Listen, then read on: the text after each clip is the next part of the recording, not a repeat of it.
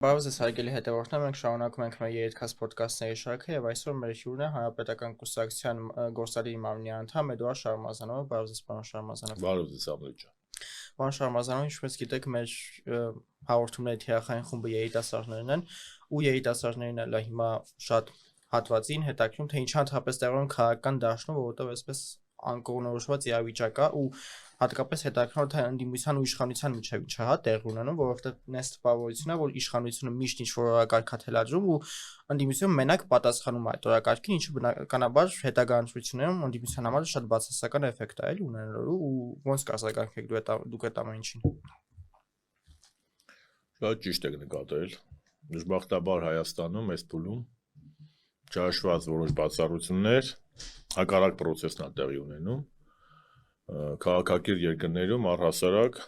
իշխանությունն է պատասխանում ընդդիմության հարցերին, մեղադրանքներին եւ քննադատությանը։ Մեր մոտ այս վերջի փուլում Փաշինյանի կառավարությունն է ավելի շատ հակահարձակման անցել եւ մեղադրում է նախկիններին, եկեղեցուն, բոլորին։ Դա ոչ նորմալ երևույթ է քաղաքական իմաստով, որովհետև եւ դա խոսում է նրա մասին, որ այս իշխանությունները չունեն քաղաքական լայնախոհություն լսելու խիստ քննադատություն։ Եվ իրեն քաղաքական բանավեճը իջեցրել են շատ ցածր մակարդակի, հայհոյանքի, անվանարկելու, գոռալու, ղալմաղալ անելու։ Օրինակ ընդդիմության մեղքը այդքան ես չեմ տեսնում։ Իհարկե կարող լինի, բայց երբ որ իշխանությունը ինքը քաղաքական բանավեճի փոխարեն բռուսներով է հարձակում պարլամենտում ընդդիմության վրա, երբ որ մյուս կողմից քաղաքական բանտարկյալների թիվը օր-օրի ավելանում է, երբ որ գոտկատեղից ներքև հարվածներ է հասցնում, իսկ եւ քաղաքական բանտարկյալների արկայությունը, եւ քրեական գործերի շինծու, եւ բռուսներով ընդդիմության վրա հարձակվելը, եւ վարչապետի պաշտոնը զբաղեցնող անձի ոչ նորմալ լեքսիկոնով գրառումներ անելն ու ամբիոնից խոսելը, որոնք նաև ընկալվում են համապատասխան կառույցների կողմից որպես հրահանգ կամ դաբրո, բնականաբար անհավասար պայմաններում է, ոնց որ մտնես ռինգ, մեկի ձեռքերը կապած լինեն եւ ոտքերը, ու ասեն գնա MUC-ի հետ կռվի մանավանդ մրցավարներ MUC-ի կողմից անհավասար պայմաններ եւ այդ խաղը թելադրում է իշխանությունը։ Եվ այդ իմաստով դրա համար էլ հիմա մեր մոտ հակառակ իրավիճակ է, դա աննորմալ իրավիճակ է։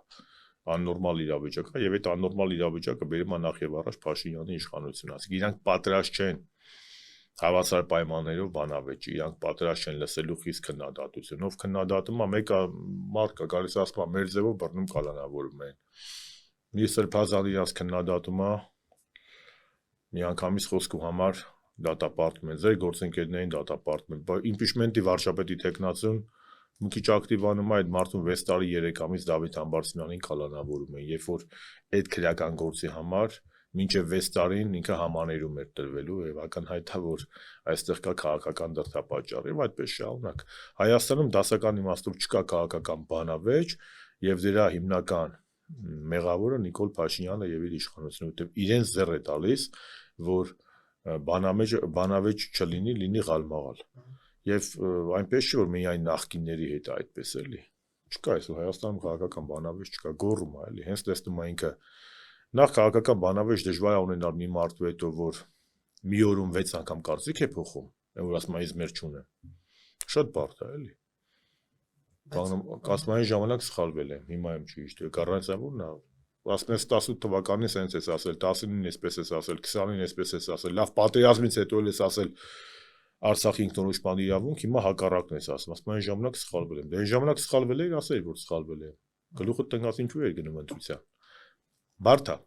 Բայց ընդհանրապես եթե գլոբալ առումով նայում, քաղաքական դիսկուրսի մակարդակը շատ իջել է ու դա գլոբալ, հա, այսպես նայում ենք ամբողջ աշխարհում։ Քաղաքական դիսկուրս գրեթե չկա։ Հա, նաև Հայաստանում ու ամբողջ աշխարհում։ Դե մեկ եկեք Հայաստանը մենք մեր դարդերը լացենք, էլի ամեն։ Ես ուղղակի փորձում նաև միջազգային եթե օրինակ, հա, բերենք ամբողջ աշխարհում այդպես նրանք եթե Հայաստանում, հա, հիմա Հայաստանի մասին ենք բնականաբար խոսում,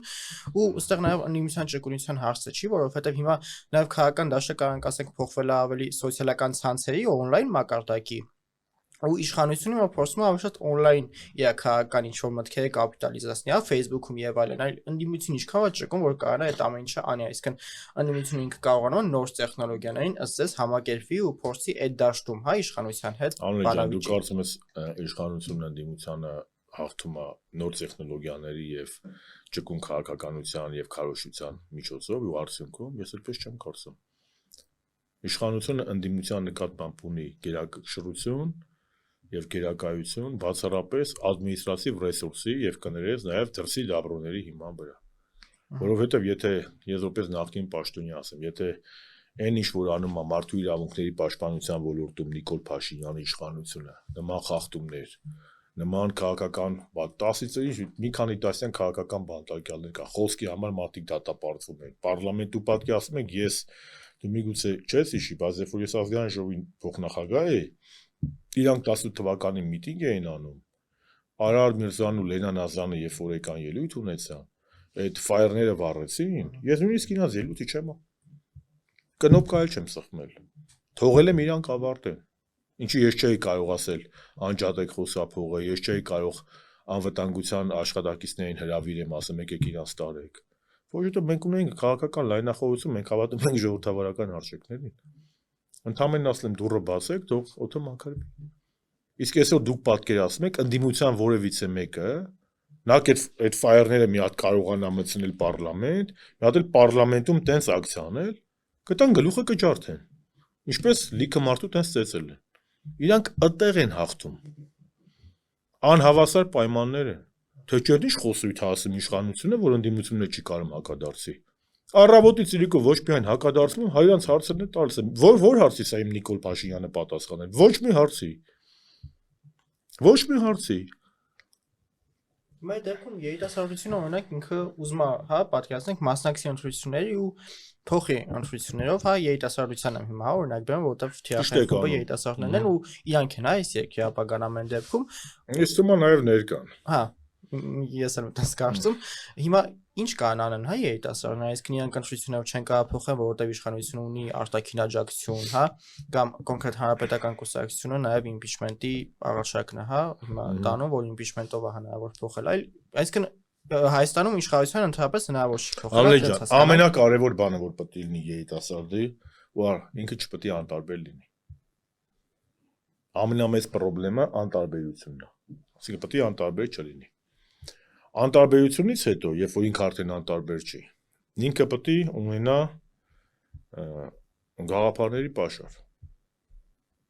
Այսինքն ինքը պետք է հասկանա ինքը ինչպիսի երկրում է ուզում ապրի։ Պետություն, որը ունի ազգային նկարագիր, պետություն, որը գնում է դեպի արևմտյան ադրբեջանացման, ինչպես Փաշինյանն է անում, լիբերալ արժեքներ, պահպանողական արժեքներ, երիտասարդությունն էլ է տարբեր։ Ես հեռու եմ այն մտքից, որ մեր երիտասարդությունը տեն շատ քաղաքականացված է, բոլոր երկրներում էլ գրեթե տենց է։ Բայց երիտասարդները, որոնք ուզում են փոփոխություն, իրենք պետք է անտարբեր չլինեն։ Ես զարմանում եմ այն երիտասարդների վրա, որոնք տենց ստատիկ վիճակում են։ Ես շատ նորմալ եմ միշտ համարել, որ երիտասարդները պետք է իմբոս լինեն, այլ մեր իշխանության տարիներին, եւ դժվար հիշեք, բայց 17-18 թվականներ, երբ որ էլի համալսարանում իմ այդ մարդկանց մեծ մասը մեկը արդեն բան է դաժե փոխնախարար արտաքին գործերի, անունը չեմ հիշում, բայց Վահան Կոստանյանը։ Երևի, հա։ Այն Դավիթ հենց այդ որը կա, միտինգ էին անում, բան։ Այն ժամանակ վարչապետի մոտ էլ հանդիպեցին, պաշտպանության նախարարի մոտ էլ, կրթության նախարարի մոտ էլ, հետո եկան ազգային ժողով։ Ես իրանց այդ երկար զրույց ունեցա, հետո ուղի եթերում, եւ իրենց համոզեցի, բայց չխաբեցի, համոզեցի, որ հացադուլից դուրս գան, նստածույցից դուրս գան եւ իրենց խնդիրների լուծում տանք օրենսդրական նախաձեռնությամբ։ Այսինքն նորմալ է, ինքը ես դա սվիններով չընդունեցի, որ երիտասարդությունը ըմբոստանում է, ունի իր կարծիքը, կարող է մի քիչ չափից դուրս լինի հեղափոխական։ Դա բնական է, նորմալ է։ Այսինքն իշխանությունը, որը ունի լայնախոհություն, ինքը խնդրեմ ունի։ Ես իմ ուսանող տարիներին եմ եղել Բարեզլավի իմաստով ըմբոստ եւ 96 թվականին ապրիլի 48 ժամը հացադուլ ենք այլ ընկերներով Տեր-Պետրոսյանի նստավայրի մոտ։ Նույն ժամանակ նախագահում Տեր-Պետրոսյանն է, հենց նախագահականի դեմ։ Եղել է բազմաթիվ միտինգների մասնակցել եմ, ոչ եմ եւ այլն։ Այսինքն ինչ եմ ուզում ասեմ, երիտասարդությունը նախ իր ապագան պետք է տեսնի Հայաստանը։ Իր երկրում։ Այսօրվա հնարավորությունները շատ ավելի մեծ են։ Իհարկե մարտահրավերներն են շատ, բայց հնարավորություններն են մեծ։ Եվ առհասարակ երիտասարդությունը պետք չի, մենք պետք է բացատրենք, ներկայացնենք, հիմա որ կոնկրետ հարցեր տա, ես կարող եմ ասել։ Բայց ամենակարևոր փաստը նա է, պահի իրանց երկրում կա հիմա Հայաստանում գաղափարախոսություն տենց, որ պետք է հայրենիքի հանդեպ, պատասխանատվությունը հայրենիքի հանդեպ։ Ինչն է պահել հազարամյակներով հային այստեղ։ Իսկ հիմա կա էլ գաղափարը։ Ինչի՞ կա, իհարկե կա։ Ազգային գաղափարախոսությունը, պետական գաղափարախոսությունը խորհրդով չի ստեղծվել կամերեք։ Այդ իսկ բանը եղել է։ Ես վերջերս երևի ուշադրի չես եղել իմ Facebook-յան էջը, որ հաղորդումն ավարտվի, մի հատ նայ 2 օր առաջ ազգային պահպանողական գաղափարախոսության վերաբերյալ, ազգային ու համամարտկային համադրության ներդաշնակեցման վերաբերյալ ու ազգային պահպանողականության վերաբերյալ հոդված եմ գրել, հաստատ քեզ կհետաքրքրի։ Նժդեհի օրինակն եմ բերել, Սոկրատեսի օրինակն եմ բերել։ Այսինքն որ արդեն կարդաս, դե այստեղ ավելի բովանդակային կարող ենք խոսալ, էլի Համլետ ջան, իհարկե, ազգային այդ երիտասարդ տղաները քո տարիքի, քեզից մի քիչ մեծ 16 թվականին ինչ էին գնում նահատակվում, 44-օրյա պատերազմում ինչ էին գնում նահատակվում, կամ ապրում, կամ նույն 90-ականների պատերազմին, այդ ազգային գաղափարախոսությունը ու հայրենասիրությունը չի իրաց ձգտել գնալ այնտեղ։ Այտենց էր ազգային գաղափարախոսությունը մի բան ասեմ, մենք ծնվել ենք այստեղ, հայկական Հայաստանի Հանրապետությունը մեր հայրենիքն է, գլոբալ իմաստով հայկական բարձրավանդակը, կոնկրետ Հայաստանի Հանրապետությունը եւ պարտավոր ենք ապրել, արարել Հայաստանի համար եւ այդ փոխանցել մեր գալիք սերունդին։ Իսկ եթե մենք ապրեցինք, չէ, տես Հայաստանում կան քաղաքական գործիչներ, ովքեր որ ռացիոնալիզմը ու հայրենասիրությունը իրար են հակադրում ու ասում են, որ հիմա նայեք մենք բարձվել ենք, պետք է մենակ մեր մոտ ռացիոնալ գաղափարախոսություն ռացիոնալը որն, ասիկա հայրենասիրությունը ոչ ռացիոնալ է։ Հա, քաղաքական գործիչներ կան, այդպես են ասում։ Օրինակ Տրամպի մեկը կարա ասի, որ հայրենասիրությունը ռացիոնալ չի, կամ Էրդողանին, կամ Պուտինին, կամ Մակրոնին, որ ում ես ուզում, կամ Օրբանին Հունգարիայում գլուխները պատով են տալի Համլետ ջան։ Հայրենասիրությունը դա բնական վիճակ է, դա ինչ որ հերոսություն չի։ Պետությանը ծառայելը, պետական մտածողությունն է, քո նախնիների հայրենիքը շենացնելը, ապրելը այստեղ ու քո ապագան տեսնելը այստեղ, դա նորմալ է։ Բայց հակառակ դեպքում պետությունն ինչի համար է։ Իսկ այդ պատմական Հայաստան ու իրական Հայաստանը։ Պատմական Հայաստան եւ իրական Հայաստան դա արհեստական բաժանում է, որը բերել է Նիկոլ Փաշինյանը։ Այսինքն ինչ է նշանակում պատմական Հայաստան, իրական Հայաստան, այսինքն ինչ Մեսրոպ Մաշտոցը 405 թվականին ստեղծել է հայոց գրերը։ Մեսրոպ Մաշտոցը Տարոնի Հացեկած գյուղից է։ Հիմա եթե ինքը արևմտյան Հայաստանից է, արևմտյան Հայաստանն էլ չի մտնում այսօրվա Հայաստանի Հանրապետության սահմանների մեջ։ Ուրեմն մենք Մեսրոպ Մաշտոցին չպաշտենք։ Թորոզ Ռոսլինի արձանը բանում է, Մատրինադարանի դեմը կա։ Դու ասենք Թորոզ Ռոսլինը բանում է, Կիլիկիայում է եղել, ստեի հետ կապ չունի։ Նպատակային է, որ ասում են օրինակ արևմտյան Հայաստանը, ասեք Թուրքիա, ոչ թե արևմտյան Հայաստան։ Բայց ի՞նչ նախանգարում արևմտյան Հայաստանը, որ ասում ենք։ Արևմտյան Հայաստան դա աշխարհագրական տերմին է։ Առաջացել է 387 թվականին։ Հայաստանի բաժանման արդյունքում Հռոմի եւ Պարսկաստանի միջև։ Ինչ է խանգարում կամ ոչ, ես երբևէ որևէ ես Թուրք Փաշինյանի հետ բազմիցս շփվել եմ 18 թվականին եղել եմ այնտեղ։ Գիտեք, իրաց որ մնա կարող է իրանք շատ վատ վերաբերվեն Հայաստանի Հանրապետության գոյությանը առհասարակ։ Մենք պետք է ասենք, եկեք ամեն ինչ ձեր ուզածով անենք։ Ի վերջո Հայաստանի Հանրապետությունը մեր պետությունն է, թե թուրքերի, ադրբեջանցիների, ռուսների կամ վրացիների կամ բուլղարների, ամերիկացիներն է, չէ՞։ Իրանց վերաբերվել ինձ ինչ կապ ունի։ Ոնց որ քեզ մեկ ասի, ոնց որ դու ինձ ասես, ոնց որ ես քեզ ասեմ հարևանը ինչպես է վերաբերվում, որ դու քո ծնողներին սիրում ես։ Քո կոշիկին չպետք է լինի հարևան ինչպես է, որովհետև դա նորմալ է։ թեզերն է, որ պետք է հարևանների ավարտեմ, այո։ Ինչ Հայաստանի իշխանությունը մեզ որ մեկնա տարածքային պահանջարկներ ջան ներկայացել մեր հարևաններին։ Ես պաշտոնապես հայտարարում եմ։ Ոչ Տեր-Պետրոսյանը, ոչ Քոչարյանը, ոչ Սերժ Սարգսյանը երբեք տարածքային պահանջ որևէ երկրին,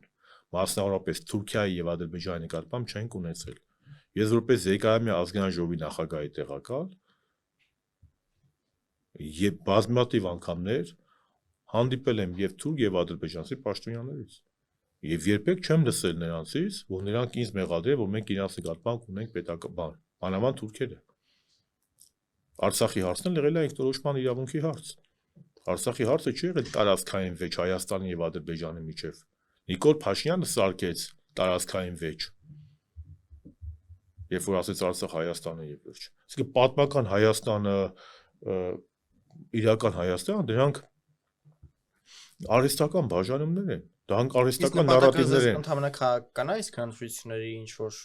քարոշչական ֆոն ստեղծելու համար, թե ավելի հաղանակարային ինչ որ նպատակը առաջինը վերարտադրվելն է Թուրքիայի օգնությամբ, երկրորդն էլ իմ խորին համոզմամբ վարչապետի պաշտոնից զբաղեցնող անձը իմ տպավորությամբ տարապում է աննախադեպությամբ, ոնց ասեմ,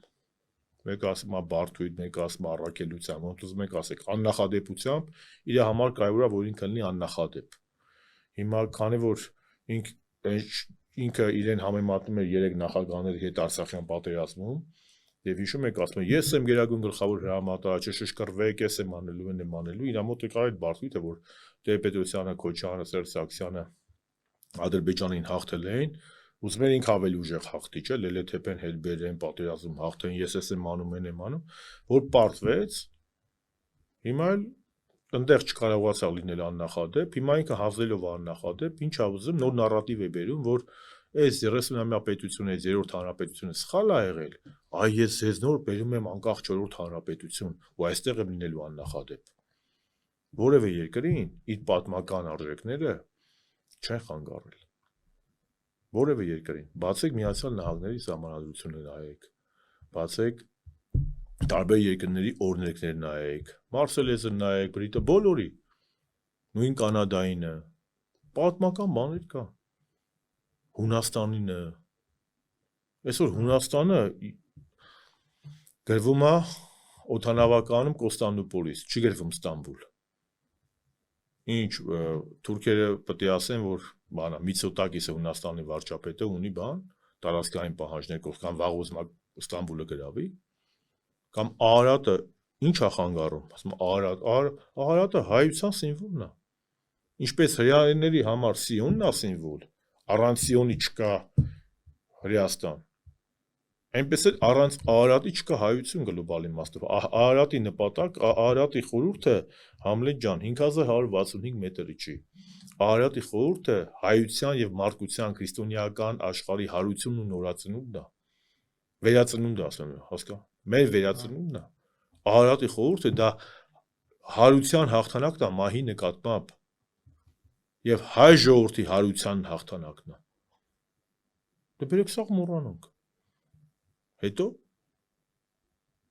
հիմա դա հրճակավոր մենք ունենք, էլի մեծեր ունենք, էլի մենք պետք չի ամեն անգամ չասեմ, բայց Հրանտ Մաթեոսյանից լավ ոչինչ չի, ոչ մեկ չի կարող ասել, էլի։ Ասում եմ Մարտու եւ Անասունի արանքում ընկած է հիշողությունը։ Եթե դու քո հիշողություն չունես, դու վեր ես ասում Անասունի։ Այդ պատմական հիշողությունը չի նշանակում, էլի պատմական հիշողություն ունենալը գնալ ասել, գիտեք, իշ Տիգրան Մեծի ժամանակ ծովից ծով են եղել, ուրեմն պետք է սաղ մեր հողերը տակ։ Դրա մասին չի խոսքը։ Խոսքը քո պատմական ժառանգության տեր կանգնելու մասն է, արժեքային համակարգին տեր կանգնելու մասին է։ Ինչ է նշանակում հայոց պատմությունը փոխել Հայաստանի պատմությամբ։ Իսկ Կիլիկիայի հայոց թագավորության պատմությունը իմ պատմությունը չի։ Դուք պատկերացնում եք Հունաստանում չաստեն տրոյական պատերազմը կամ չաստեն փոքրասիական պոլիսների պատմությունը, ինչը ասեն դե այսօր դրանք բանում են։ Թուրքիայի տարածքում են, մեզ հետ կապ չունեն։ Հիմարությունն է, չէ՞։ Ես որ դա արհեստական դիսկուրս է, որը վարչապետի պաշտոնը զբաղեցնող անձը բերել է, որը ոչ մի լավ տեղ չի տանում։ Բայց ըստ հիմա ներկայիս ընդդիմությունը, հա, էֆեկտիվ կարող է այդ դիսկուրսը։ Ներկայիս ընդդիմությունը Համլետ ջան, այնքան բազմաշերտ է եղել։ Խորհրդարանական ընդդիմությունը։ Էլի բա խորհրդարանականն էլ է բազմաշերտ։ Ես գլոբալ իմաստով սենց ասեմ, ես հաղորդման սկզբում ասեցի, որ բաները պայմանները հավասար չեն։ Երբ որ իմ ձեռքերը կապում են, ոտքերս կապում են ու ինձ ասում են գնա կռիվ արա, իսկ նրա ձեռքերը ազատ, ոտքերն ազատ, ձեռնել երկաթով խփում է։ Դու չես կարող իրավահավասար պայքար է սրա հետ։ Ես չեմ ուզում ասեմ, որ ընդդիմությունը այստեղ ամեն ինչ ճիշտ է անում։ Բայց ես կոռեկտ չեմ համարում իմ ընդդիմադիր գործընկերներին առնվազն պայքարի ցանկության մեջ մեղադրեմ, որովհետև ինձ հայտնի չի մի ընդդիմություն, որը այսքան հետևողական ու այսքան շատ պայքարել է իշխանությունների դեմ, ինչպես այսօրվա նույն խորհրդանական ընդդիմությունը։ Չի ստացվել, առայսօր չի ստացվել։ Բայց մարդկանց աշխատանքի վրա ես չեմ կարող ստվեր գցել էլի։ Այդ մարդիկ կռիվել են արել, նստել են, այսօր падգամավոր ունենք, չէ՞։ Արտուր Սարգսյանն նստած է Հայաստան դաշինքից, մեր իմպիչմենտի տեխնացու Դավիթ Համբարձումյանը նստած է։ Բազմաթիվ падգամավորներ կան, որ եկնել է քրեական գործեր է, էլի падգամավոր կան նստել դուրս է եկել, մեր կուսակցության փոխնախագահ Արմեն Աշոտյանը 2 տարուց ավել նստեց դուրս եկավ։ Մամիկ Նասանյանը նստեց 2 տարի 7 ամիս դուրս եկավ։ Այսինքն դրանք հեշտ չի, էլի, այդ մարդկանց պետք է միայն դրական խոսքեր կարող եմ ասել, էլի, այստեղ կան եթերով ծակ պրոֆեսորություն անեմ, ասեմ, վատ եք աշխատում, ես էդիմը չի։ Ով կարծում է, որ վատ են աշխատում, թող գնան ավելի լավ աշխատեն։ Ֆլագին ռուկի, ասել ռուսին, թող գնան աշխատեն։ Ես քանի օրն է տեսա նոր քաղաքական գործիչներ են հայտնվել, առանց խանդի, առանց բանի։ Թող գնան, կարող է ձևը գիտեն, թող գնան հանեն։ Իրանց ցավը տանը։ Ինչի՞ մասնա խոսքը։ Մյուս այս օրակարգը ընդդիմության կողմից որելի գեներացումը այնա, որ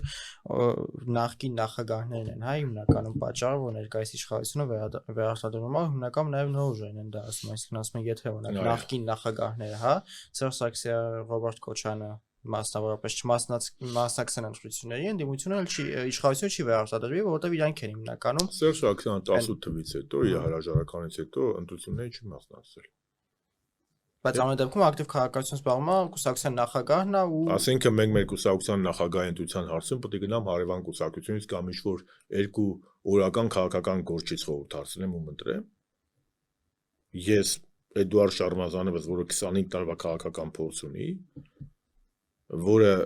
Հայաստանի Հանրապետությանը լիքը ծառայություններ է մատուցել, ու առնվազն միջազգային պարլամենտական հարթակներում թե ցեղասպանության միջազգային ճանաչման ուղղությամբ, թե Արցախի ինքնորոշման իրավունքի պաշտպանության ուղղությամբ լուրջ արդյունքների ա գրանցել, պետք է գնա ոչ մի բան չարած կամ նոր քայլեր կատարող մի քանի հոգու, ուստի լսեմ, թե ես ընտրեմ կուսակցության նախագահ, Համլետ ջան, տես, քաղաքականությունը ինքը մրցակցություն է, որը բաց է մասնակցության համար։ Ժողովրդավարությունն էլ ինքը մրցակցություն։ Իրանք են չի ասում դաշտը ազատ, ասում են մի մասը Նիկոլին ուզում, մի մասը Փաշինյանին չի ուզում, մի մասը նախկիններին։ Այն մեծ մասը իրանք են չի ասում 60-70%-ը չկողմնորոշված է։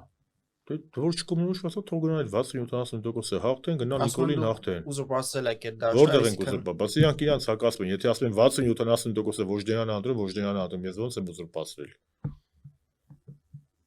Ոնց եմ ուզուրպացել։ Այդ մարդիկ կարող է, ով է,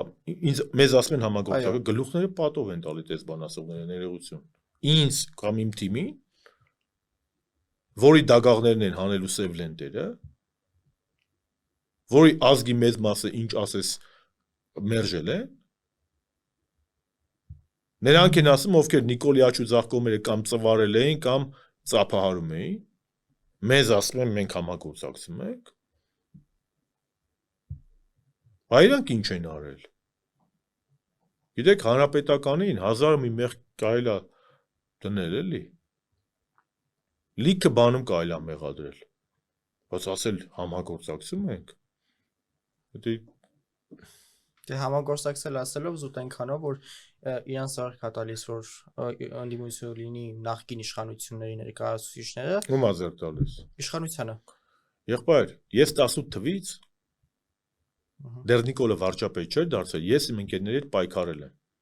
Կրկնում եմ, դրա համար իմ ընտանիքը հոգեբանական տերորի է ենթարկվել։ Հոգեբանական բռնության է ենթարկվել։ Իմ ընտանիքը, իմ ծնողը, իմ կինը, իմ երեխաները, իմ ընկերների երեխաները, իմ նախագահան, իմ ընկերները քրեական գործերի տակ են ընկել։ Բռնվել են, դուրս են եկել, ես էլ եմ բռնվել, բայց կարժա 2 օրով։ Իրանք ուր էին, փողոցներ ենք փակել, ամիսներով տուն չեն գնացել, Եվ հայնիկի փրկության շարժման ժամանակ, եւ դիմադրության շարժման ժամանակ, եւ սրբազան շարժման ժամանակ, եւ կոմիտեի ես դրանց չեմ տեսել։ Բաթողգային փրկեն մեր ազգային կոլից։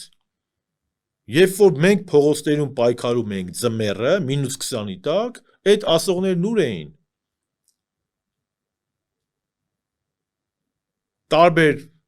կենտրոններից խաբարի էին սպասում։ Կառավարության շենքում էին։ Չգիտեմ որտեղ էին,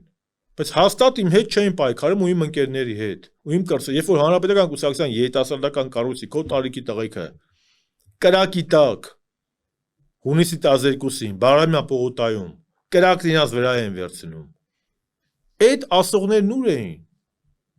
Դες բարոյական չի, չէ՞։ Ես թույլ չեմ տա որևէ մեկը իմ ընկերներին, իմ կրսեր ընկերներին հանրապետականին նախագահային անվանարկի մի հատ էլ անուն դնի, լավ չեք պայքարում, սենց պայքարեք։ Այդ ասողները ուր են եղել Համլետ ջան։ Ես պալատքում եղել եմ, գաղութում եղել եմ, փողոցում եղել եմ, ոստիկանության կողմից բռնվել եմ։ Աշոտյան ամենը 2 տարի նստել է, 2 տարի մի ամիս, Մամիկոն 2 տարի 7 ամիս, մեր Գերիխ Դանիելյանը, մեր տղեկը, մեր Ժորան երիտասարդ 2 ամիս նստել է։ Հարյուրավոր հանրապետականների վրա քրեական գործեր են հարուցել։ Մենք ամիսներով տաներես չենք տեսել։ Ամբողջ ընտանիքներով հանրապետականները մեծ ու փոքր չի եղել։ Կներեք, 20 թվականից 20 ավարտեմ էլի, այս ավարտեմ հեղափոխության էլ կգանք։ Պայքարել ենք։ Իրանք ուր են եղել։ Իրանք չեն եղել։ Դրա համար թող ուզում են Նիկոլին հանեն, թող գնան հանեն։ Երբ որ մեր արածի 1%-ը կանեն, 1%-ը, այդ խոսացողները դեռ ոչ Հայաստան դաշինքի, ոչ պատիվ ունեմ դաշինքի, ոչ հանրապետականի, ոչ դաշնակցության այսօրվա պայքարի կեսը չեն, 1%-ը դեռ չեն արել։ Թող հելնեն, փողոց, պայքարեն։ Հələ տեսնենք իրանց հետևից ինչքան մարդ է գալի, որ նախկին նախագահների լավ են դնում։ Եվ Տեր-Պետրոսյանը, եւ Քոչարյանը, եւ Սերժ Սարգսյանը իրանք հաղթանակի սիմվոլներ են։ Եվ իրանք կորոշեն։ Քաղաքականության մեջ մնան, թե չմնան։ Ակտիվ մասնակցեն, թե ակտիվ չմասնակցեն։ Ինչպես յուրաքանչյուրը, ես չեմ ասում, չէ, ունակի Պողոսը նոր կուսակցություն է ստեղծել։ Դա ոչ բարոյական իրավունք ունեմ, Հարություն ջան, ոչ քաղաքական։ Կրկնում եմ, մրցակցությունն է, եթե իրանց թվում է, պետք է իրանց համար ջերմոցային պայմաններ ստեղծվի։ Մենք էլ իրանց համար լինենք տասովչիկներ, ես ինձ շատ եմ հարգում, էլի։ Ես գաղափարի զինվոր եմ։ Ու եթե որևէ մեկը մտածում է, որ Էդուարդ Շարմազանովը կամ հանրապետականը ինչ-որ մեկի համար տասովչիկ կլինի, իրանք ավելի շուտ կդառնան մեր տասովչիկը։ Չնայած մենք այդ ձևի տասովչիկների կարիք չունենք, կներես այս արտահայտության համար, ասա։ Մի այսպեսի հարց էլ է հետաքրքիր, դուք որպես մարդ, ով 2018 թվականին իշխանության եք, ըստ էս 2018 թվականի հեղափոխությունը ավելի շատ երիտասարդությունն է արել, թե չէ, որովհետև sense մեղադրանք էլ չեք, այդ ժամանակվա այս ասած երիտասարդության հանդեպ մեղադրանք, որ դուք արեցիք 2018 հեղափոխությունը եւ այլն եւ այլն։ Ես իմ կարծիքը կլինի դա երիտասարդական լսարան, Մոսկվա, Արևմուտք, թե ազգային ժողով, շատ հստակ ասել եմ 18 թվականին Համլետ ջան եղել է Հայաստանում դասական գունավոր հեղափոխություն։ Գունավոր հեղափոխություն է եղել, որի մասնակցել են մանիպուլյացիայի ենթարկված շատ դեպքերում նաև արդարացի դժգոհություն ունեցող քաղաքացիների տարբեր տարիքային խմբեր, երիտասարդությունից մինչև տարեցներ։ Բայց դա եղել է կազմակերպված գունավոր հեղափոխություն։ Սա իմ կարծիքն է, մեկը կարող է իմ հետ համամիտ լինի, մեկը կարող է համամիտ չլինի։ Եվ հեղափոխության հովանավորներից մեկը Ջոն Բոլտոնը 18 թվականին եկավ Հայաստան եւ ասեց Հայաստանը պետք է հրաժարվի պատմական գաղափարներից։ Ինչ էլ անում է Նիկոլ Փաշինյանը։ Արցախը հանձնել է, ցեղասպանության միջազգային ճանաչումից հրաժարվել է, եկեղեցու վրա հարձակումները արդեն անպակաս են եւ վեհապար հայրապետի, հայ-ռուսական դաշին գոյություն չունի, ավանդական արժեքներն էլ ներողություն տրանսգենդեր, մրացգենդեր դասին տնկեցին ազգային ժողովի ամբիոնում։ Իմ տպավորությամբ եւ իմ համոզմունքն է, որ Հայաստանում 18 թվականին եղել է գունավոր հեղափոխություն։ Հայաստանը միակ երկիր չէ։ Ինչ։ Եթե այդքանից հետո մարդիկ էլ ոնց դուրս գային փողոց, Չհասկացա հարցը։ իրանք շատերը հիմա կարծում են, որ 2018-ին օրինակ խաբվել են, չէ։ Բայց 2018-ից հետո էլ ինչ ակնկալիքով իրանք պետքա դուրս գան փողոց, եթե մի անգամ դուրս են եկել ու օրինակ չի արդարացել իրանք ակնկալիքները։ Պետք է դուրս չգային, էլի պետք է մեծ լսեն այդ ժամանակ։ Պրոստը մեր խոսքերը այն ժամանակ ձայն բարբարու անապատի է։ Մի հատ բացի իմ ելույթը մայիսի 1-ին 18 թվականի լսի։ 18 թվականի ապրիլի 17-ի ելույթս լսի, ապրիլի 23-ին լսի, ապրիլի 24-ին իմ ասուլիսը Ծիծեռնակաբերդում լսի։ Իմ ընկերների։ Ես չի որ չենք ասել։ Մայիսի 1-ին որ հանրապետական խմբակցությունը չընտրեց Նիկոլ Փաշինյանին, ամբողջ հանրապետական ֆրակցիան համոփորձում էր համոզի հայ ժողովրդին, որ մենք գնում ենք ոչ ճիշտ ուղղությամբ։ Չլսեցին։ Ես չեմ մեղադրում, որ չլսեցին, ես փաստ եմ արձանագրում, որ չլսեցին։ Բայց դեռ որևէ մեկը մեզ չասի դու այլընտրանք չենք, մենք այլընտրանքն առաջարկել ենք։ Պարզապես մեզ լսող չկար։ Շնորհակալություն շատ։ Ես եմ շնորհակալ, Աստված տա ամեն ինչ լավ լինի։ Շատ շնորհակալ եմ Համլետ ջան քեզ, լավն ու բարին։ Շնորհակալություն հարգելի հետևորդներ, կհանդիպենք։